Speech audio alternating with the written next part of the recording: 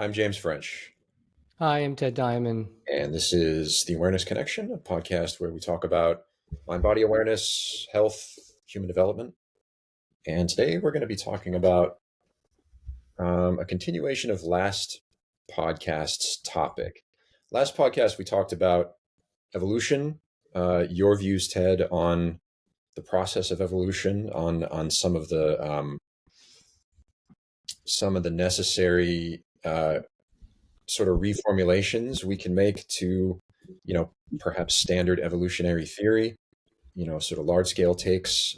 We talked about the evolution of forms, then we touched on education, and we touched on consciousness, and these two being very related and very related to the idea of transformation. We said things like, consciousness is perhaps the most transformative capacity. And we link that to education. This time we're going to continue on that to the topic of synergy. And correct me if I'm wrong, Ted, but this is a little bit of like nuts and bolts, your views of evolution. This is like a sort of like a subtopic, like how does it actually work? Right? Would you say that's at least, kind of like an accurate way to start?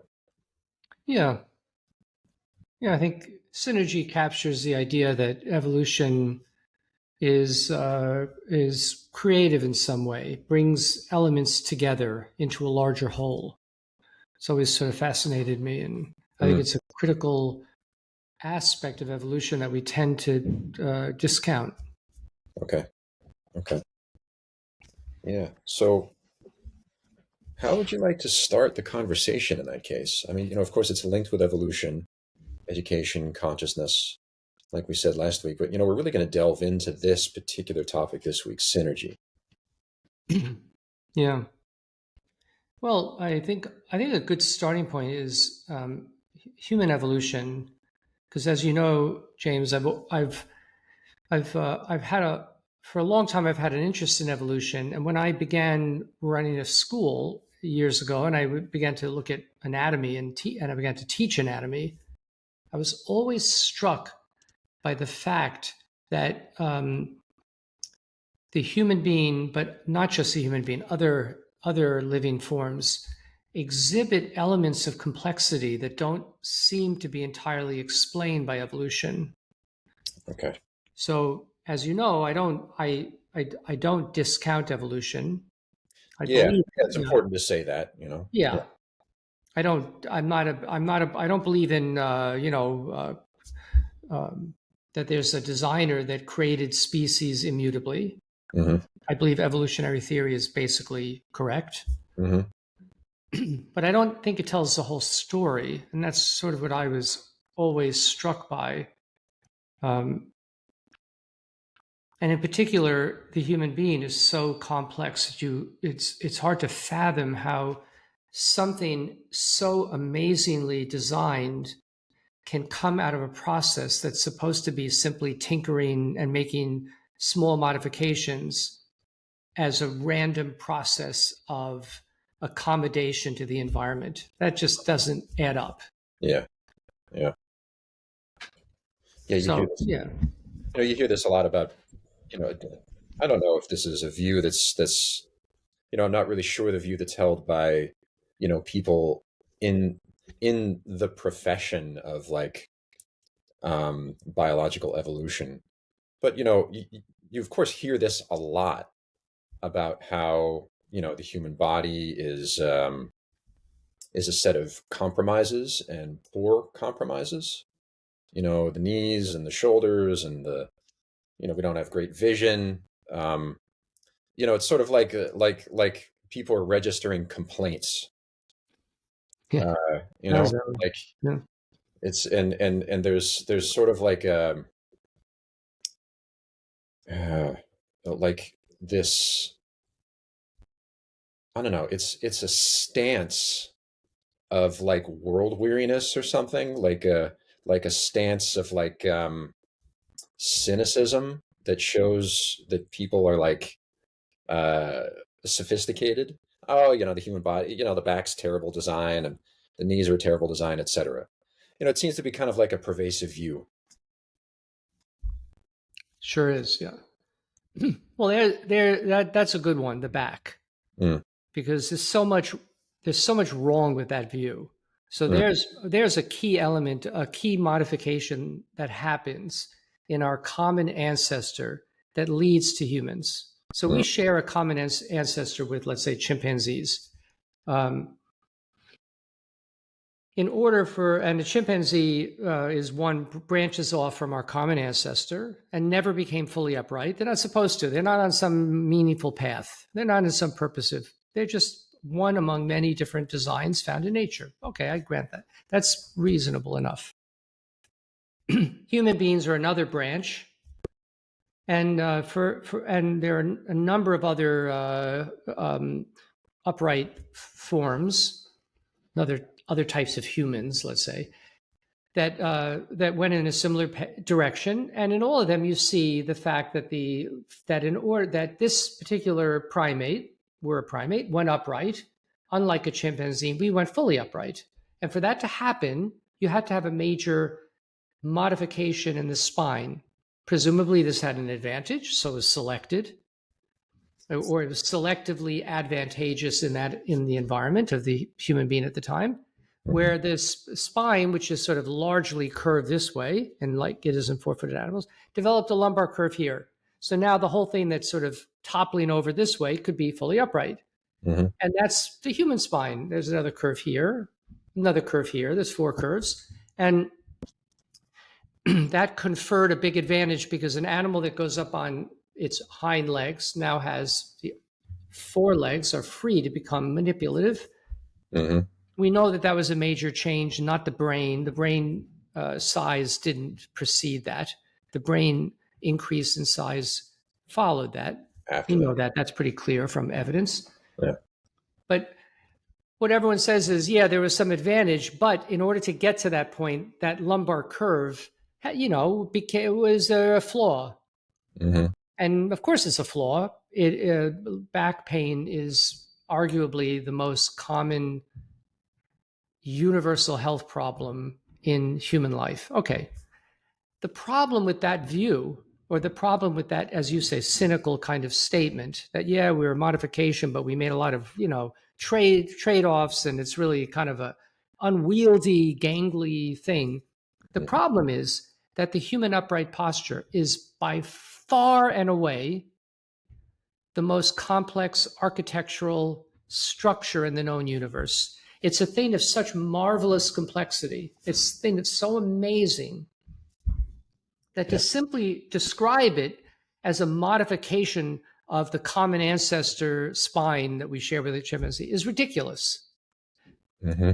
Because number one, it's not just one thing that gets modified, but thousands of different things that are all morphing at the same time. Hmm. And number two, it resulted in a form so complex that we put the common ancestor of humans and chimpanzees to shame in terms of what we're capable of doing. Yeah. So the question is, how does that happen? I mean, you could describe that as a simple modification, but it's hardly a modification. You already have in any primate, you already have an incredibly complex living thing, which, as we saw last time, is built upon other layers of complexity, like the cell, which is in itself an amazing thing. Yeah. And then you have the whole thing now, which is so complex, morphing into something even more complex. So it's more like a building that morphs into an incredibly beautiful cathedral. Hmm. And then the cathedral morphs into something that has a telegraph system at the top, and it morphs into something entirely different. It's more like that. Hmm. So evolution strikes me as being not just modifications of from earlier forms, but synergy or building complexity. And so synergy, the word, the choice of the word, meaning like, maybe we can illuminate this a little more with like other examples. Hmm. Something that that kind of made this a little clearer to me when when you started talking to us about it and talking to me about it too was the wing. This is a form that we find in nature in uh, various times and places. There are mammals with wings. There are the descendants of dinosaurs with wings, they're birds. There are insects with wings. It seems to be like something that's been touched upon. Hmm. That's a concept from evolution. What is it like? Homologies, you know. Yeah, yeah. So the way that you speak about the wing is similar to the way that you speak about upright posture, and I think it really Hmm. illuminates the reason why you use this term synergy. Yeah.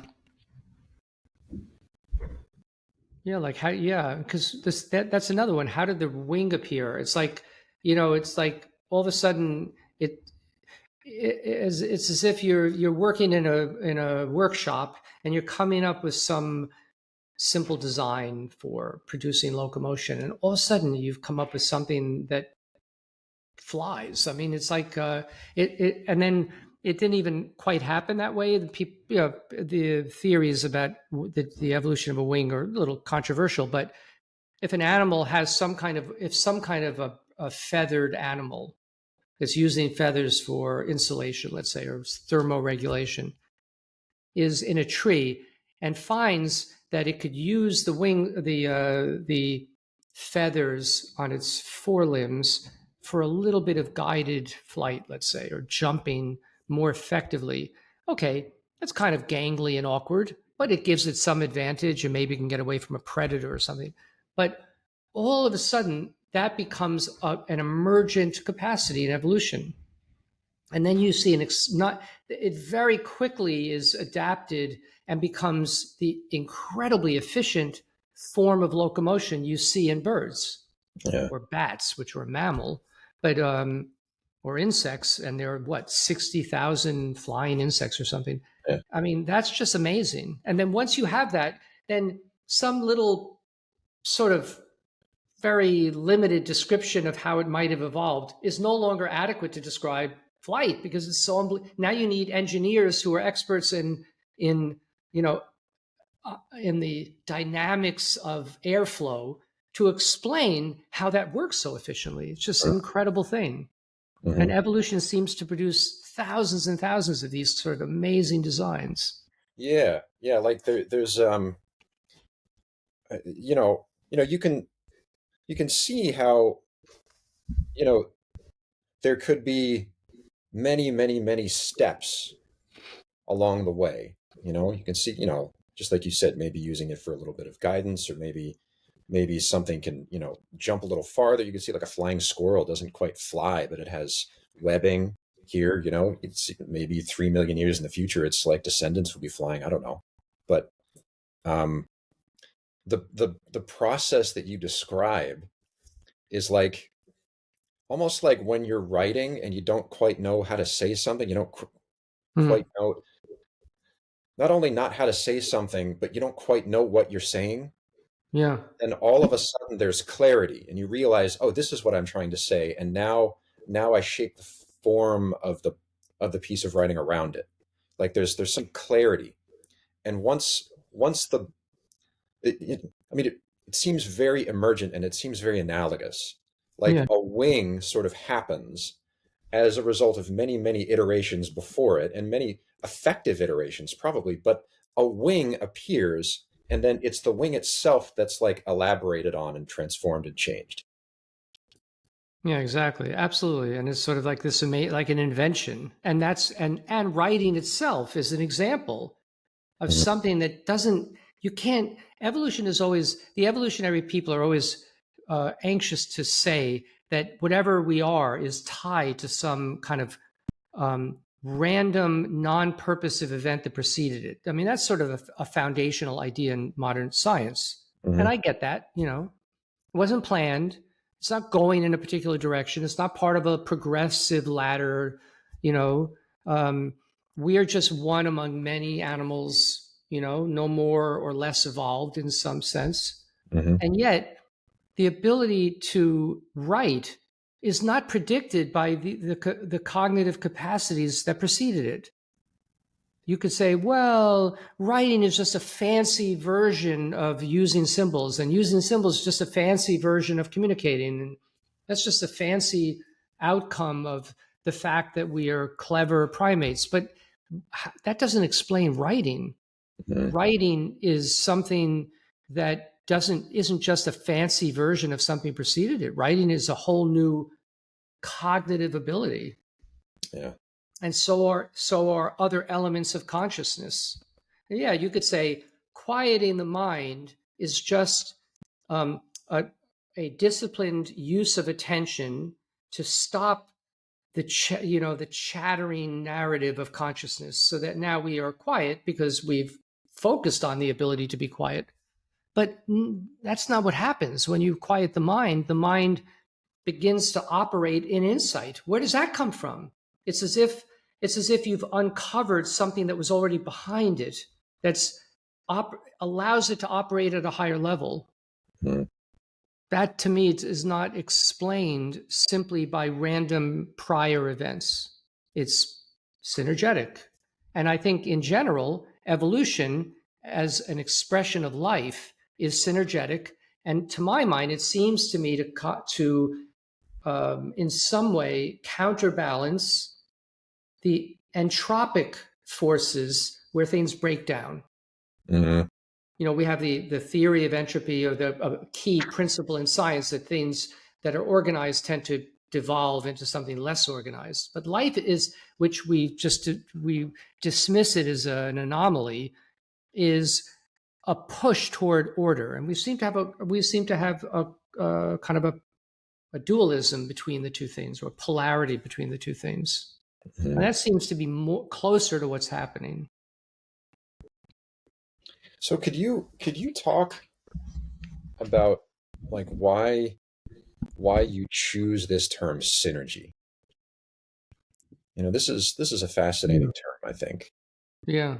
Like the way that I understand the word synergy would be, perhaps like um, in the interplay between several elements, several perhaps distinct elements. Um, there's not just sort of, there's not really just interplay or just play, just random interaction, but there's actually a new behavior that arises. You know, Yeah. you know, like a you know, like a conversation between two toddlers might just be each of them having their own conversation. But after a certain age, you have kind of like a Yeah. meeting of the minds here where they're playing Yeah. off each other and they're really building something. That would be a synergy. Yeah, exactly. I mean, I'm looking up the definition. Exactly. It's what you said. Elements combining to Mm, produce an effect greater than the sum of their separate effects. uh, Yeah, I like the word because it seems to suggest something that counters entropy, counters breaking down. It's a building up. mm, And it just seems important to me. I mean, it's so easy to look at. Well, I mean, how you use the word cynicism. How cynical is the view that you know I don't know, that we're able, we weren't meant to produce art. We're just clever primates, but because we have the ability to hear sounds. I'm talking about music now. Because we have the ability to hear sounds, and we enjoy hearing them, mm, and we appreciate certain ones over other ones, now we can put them together in a creative way to make music. So now music is an accompaniment of our clever ability to distinguish between sounds. yeah. Well, that's so limiting because um, It's like, it, yeah, well, it's not. to a First of all, certain it's not. extent, yeah, like What did you say, James? I don't know. It's like the view of somebody without any like um, deep experience. Like there's, I mean, God, music, like it can evoke the deepest um, aspects of living. It can Hmm. recall ancestry. You can evoke death. You can Yeah, talk about like intimations of the divine. It could evoke all of these things. Yeah. It's a shared experience between people as well, like from one mind to the other through sound. Like, oh my God, you know? Right. Yeah. And the same scientists who make that claim about how limited it is themselves often express a deep appreciation for music. Hmm. So their view contradicts their own lived beliefs. Yeah. You know, Yeah. it's sort of like the same people say, well, we don't really have free will. I don't really believe in free will. We're really just triggered by prior events, and free will's an illusion. Well, but I see them exerting free will every moment. I mean, the very fact that they're saying that there's no free will is an act of free will. Hmm. And that I would find that disturbing, to have a belief that, to make a claim based on my scientific background that completely contradicts my lived beliefs. I would look at myself and wonder why I have such a contradiction. Hmm. But I was going to say that if we're able to create music at this meaningful level, what does that mean? It's so easy to dismiss the music as not being meaningful. Well, it's just we enjoy it a lot. We just appreciate it. So we pass it back and forth, and we call that music and musical enjoyment. But it diminishes like you said, it diminishes the purpose of life. It diminishes the development of faculties. Hmm. I mean, I was thinking today we have our 10-year-old nephew visiting, Hmm. and we love having him for a few days. And we go down the street, and just the way he walks down the street and stops, and he's holding an umbrella. We went yesterday to get pizza, and he's holding an umbrella because it's raining, and then he gets under the canopy of scaffolding, and he immediately pulls the umbrella away because he knows he's protected from the rain. Hmm. And then the moment he steps outside, he puts the umbrella back, and now he's playing with the umbrella. And the whole thing is an act of learning of such high order complexity. And Hmm. what do? We say, come on, keep going. We're late, and we diminish in the very act of training kids. We diminish the miracle that is a human intelligence, and I think the evolutionary theory contributes to that because of the cynicism it expresses. Yeah. And we it's so easy to dismiss something like music and say, well, we don't know where it comes from, so it's just sort of an inspiration. People make meaning out of it, and it doesn't really have any meaning. But it's such a it's so lacking in appreciation Hmm. for what we actually are. Yeah. You know, so Yeah. that's a big reason why I think the idea is important, and why it's important to challenge the evolutionary kind of reductionist view of it. Yeah. Yeah. Yeah. Like a view that might not even really be shared by the greatest like theorists either. Ironically, the Mm. Darwins, guys like Einstein didn't have like reductionist views. They had like highly philosophical views as well. Yeah, he certainly did. Yeah, Hmm. definitely.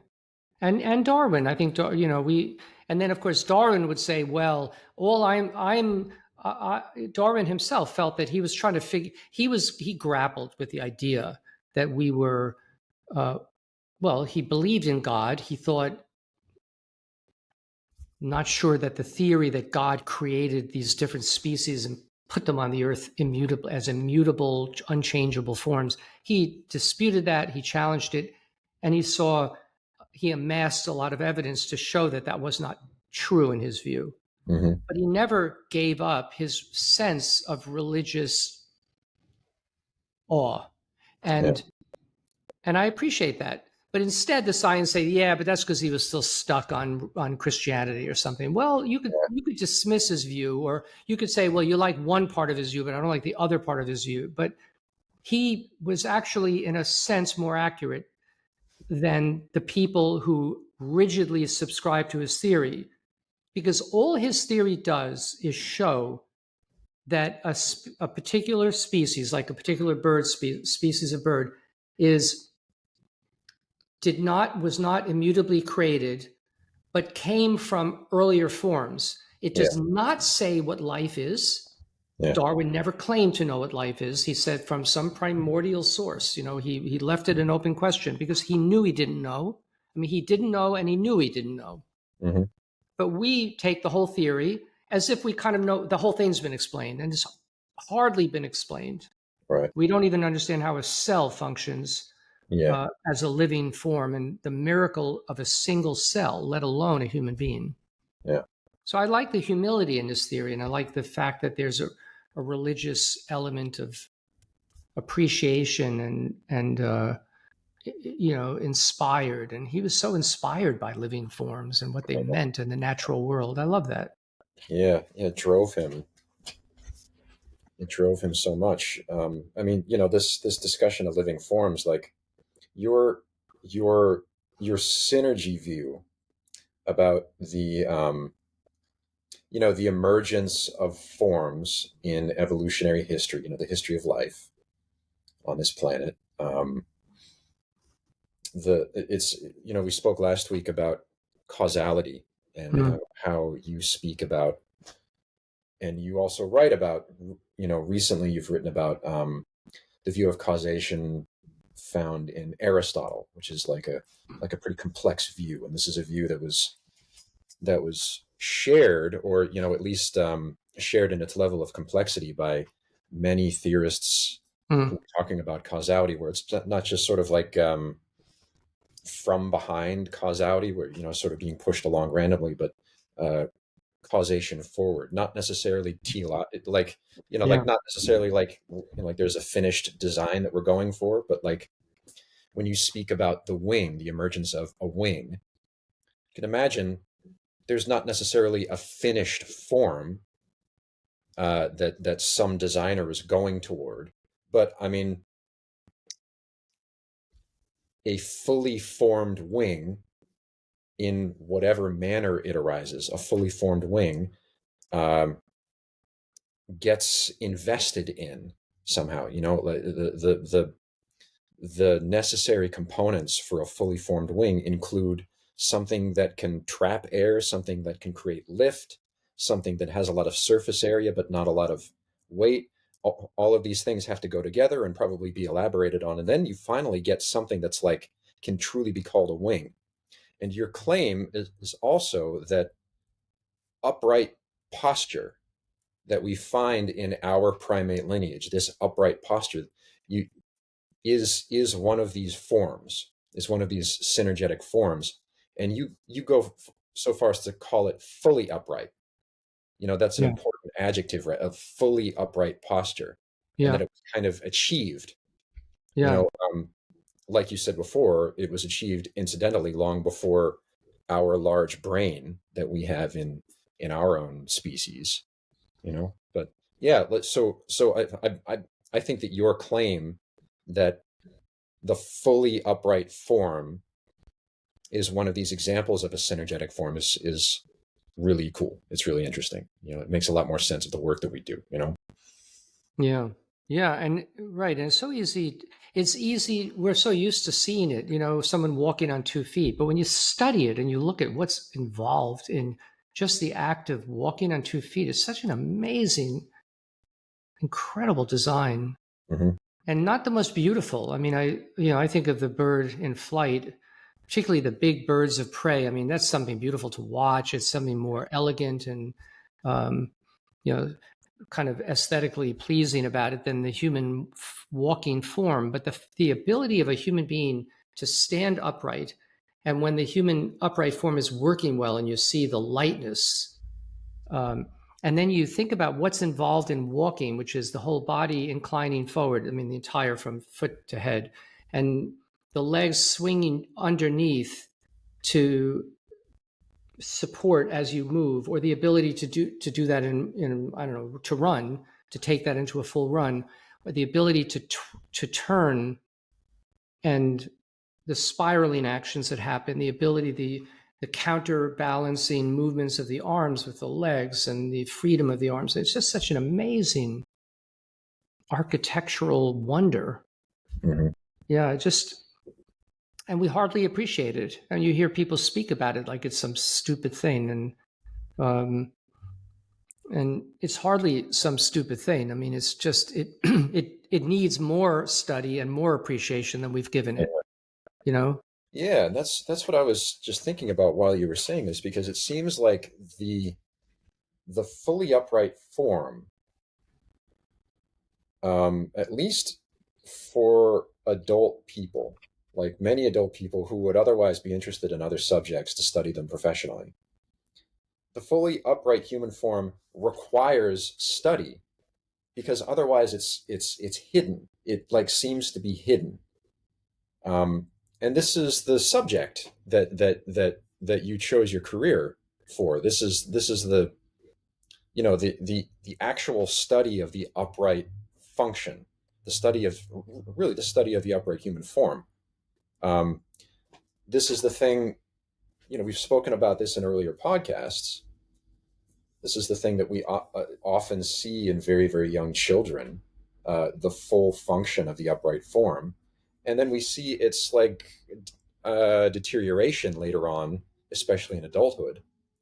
But like the the beauty of the fully upright form and the amazing design of it, the amazing function of it, I think is hidden, which is one of the reasons why we don't appreciate it. Like it sort of allows this like Yeah. cynicism based on our own injuries and our own like bad knees and stuff to creep in, and it distorts our view of the evolution of forms even. Yeah. Yeah.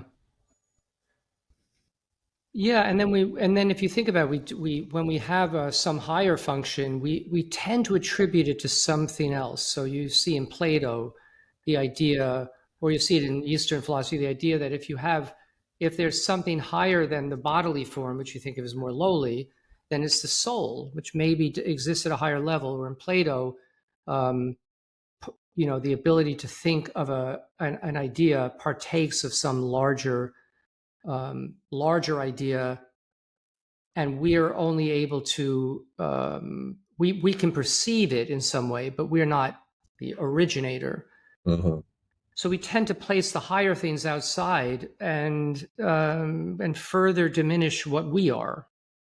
You know, and then also the upright posture. I mean, one of the things that always fascinated me, in particular, about human upright posture is the relationship of posture in humans to thought.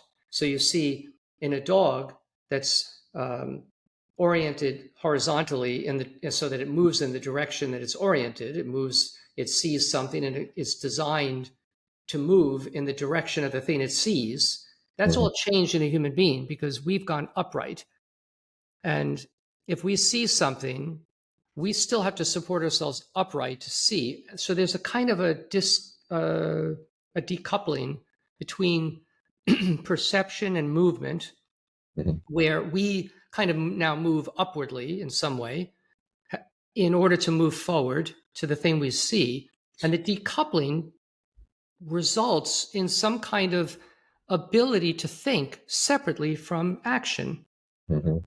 So that in humans, you have this, it's almost expressed in our upright posture that we could just look around and we don't automatically move toward things. We just look. And you see it in young children that are just standing and looking around or wondering or able to consider possibilities in a new way. And I just think it's interesting that the upright form seems to be linked with the new possibilities of consciousness. I think that's so Yeah, fascinating. yeah, And yeah, it's pretty unique to humans. yeah. And you kind of see it in other primates when they're sitting. Like you see the chimpanzee just sitting there, and then it could use a tool, like a primitive, when they get the termites out of the mound, and you Right. see them sitting, and they seem to be. It's one of the times when they seem to almost be able to think, and they have a sense of themselves that's quite uh, palpable compared to, let's say, a dog, where you don't feel like a dog has a sense of self the way a chimpanzee does. But in Yeah, human beings, it goes to a whole other level. yeah, And I just find that intersection between the design and the conscious elements so fascinating. And yeah, again, yeah. we tend to diminish it and overlook how miraculous it is. Right, right. Yeah, the ability to take in the environment, to take in, sensory data, to put it in that language, and to not act upon it you know, or, to not act upon it or to marvel at it, let alone, you know, this seems to like, this seems to go hand in hand with like,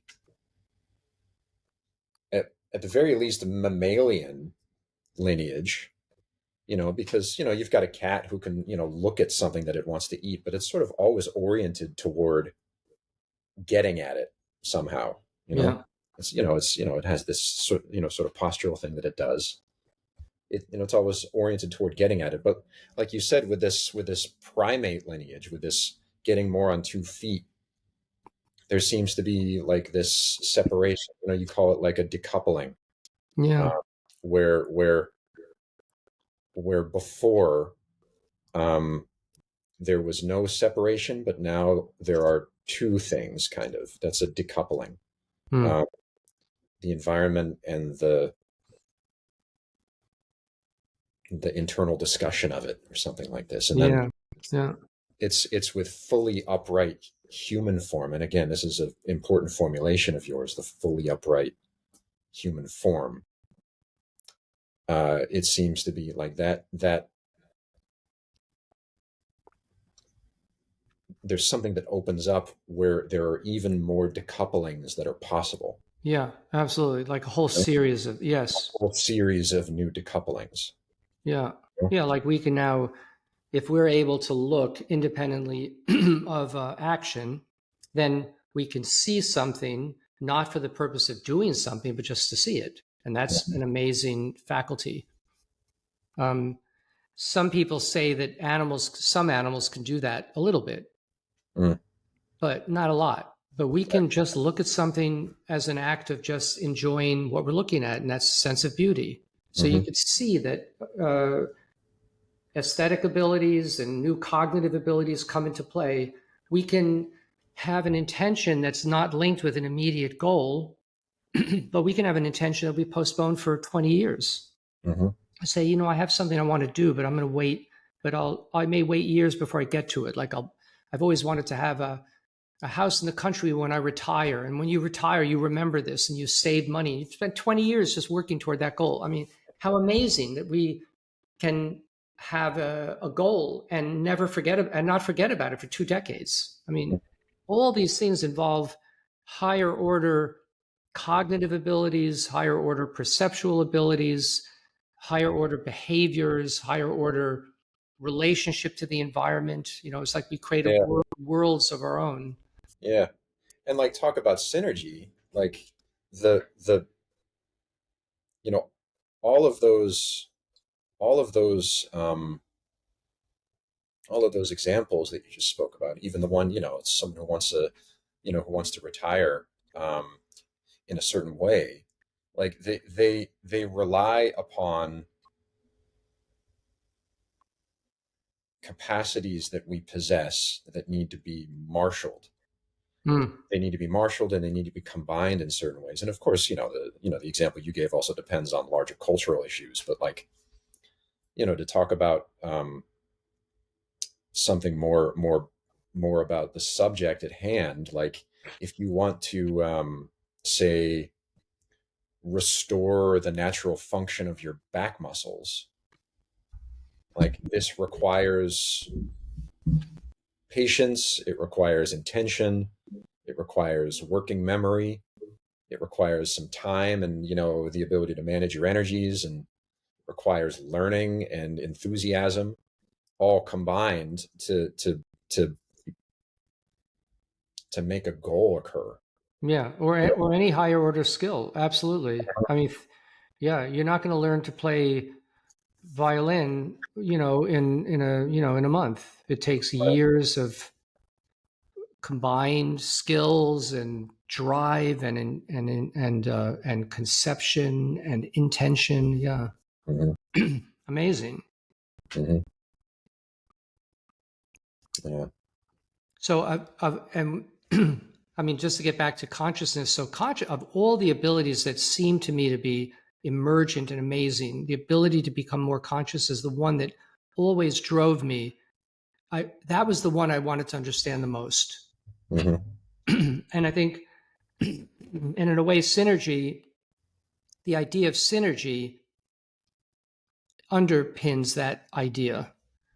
The fact Okay. that consciousness is an ability that we possess, but it's not simply a byproduct of evolution. It's a higher order potential that's contained in the human being as part of one of those hidden abilities. And even that hidden ability is actually several abilities, a number of abilities. And I think that a full conception of education will include those abilities and not just the ones that we think of as more like playing an instrument or learning a subject. I think it will include those higher abilities as well. All right. And I think right now in our current state, we tend to think of those as esoteric or religious or otherworldly, but I don't think they are. I think they're part of what we actually are. Yeah. Yeah. Yeah. Yeah. They, like we said last week, like the issue of democratizing higher spiritual knowledge, if you want to call that, it reformulates it into something that's part of an educational path, and it's really part of what Yeah. Yeah. what what we understand our potentials to be. And it's not necessarily for everybody, but of course, being a classical violinist is not for everybody, but it's available and it's important. But it also enlarges the concept of education. It's you know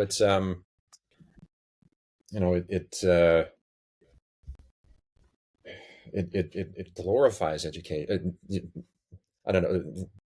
There has to be a better word for that than glory. It's You mean elevates in some way? Is that Yeah, it you? elevates. Yeah. Yeah. Really, Right. Right. really elevates education. So it like Yeah. democratizes Yeah. spirituality in higher states, but it Yeah. elevates education. This is something that we spoke about last week, and this really has a lot to do with, I don't know, like understanding what you mean by synergy, understanding the evolution of forms. I mean, it's crazy that all these things are actually really related, and that they emerge from the study of the fully upright posture, and Mm. they emerge from the study of, say, um, vocal performance, something like this. Yeah. Yeah, but it winds up opening up a whole view. I mean, it winds up opening up a whole rich field of which synergy is part. Yeah, and I wonder, James, I wonder if maybe I was just when you mentioned this, I thought, well, I wasn't sure what our next topic is. We wanted to have Dr. Tara Fenimore come and speak about learning and education because she has focused on this aspect Hmm. of what we do, and she's very busy, so I'm not sure we'll have her for next week. But maybe we could begin to speak about this part of it, like what would if some of these elements of consciousness are part of education and not simply glommed on, like maybe asking kids to do yoga or something, which is not, to my mind, is not thoughtfully enough approached thoughtfully enough, because you Yeah, can't just ask kids to do yoga, at 4 years old. I mean, it's just not a right. well thought out process. If you're going to think through what some of these components are as part of educational development, what would that look like? What are some of those abilities? What would it look like? I think that'd be a great topic for our next podcast Yeah, for that. yeah. Yeah. It certainly, it feels like we've been wanting to talk about it because we've been touching on education Yeah. past several podcasts, even though Yeah. it seems like we're talking about evolution, you know? Right. Yeah. And maybe to bring it to show the practical side as it applies to kids. And Yeah, yeah. I think that'd be I, interesting. Shall we yeah, do that next time? Yeah. yeah, I think so. I mean, that's something really to look forward to. So, Great. yeah, the past couple of weeks we've been talking about evolution, and we always kind of wind up wanting to talk about education and learning. And so next time we're going to talk about education and learning and what this Great. looks like at a practical level. You have a lot of experience. Great. So yeah, thank you for the conversation. Thank you Thank you, everybody James. for listening. Remember to like and subscribe on YouTube, and find us on your favorite platform. And we'll see you next time. Thank you, everyone. Thank you.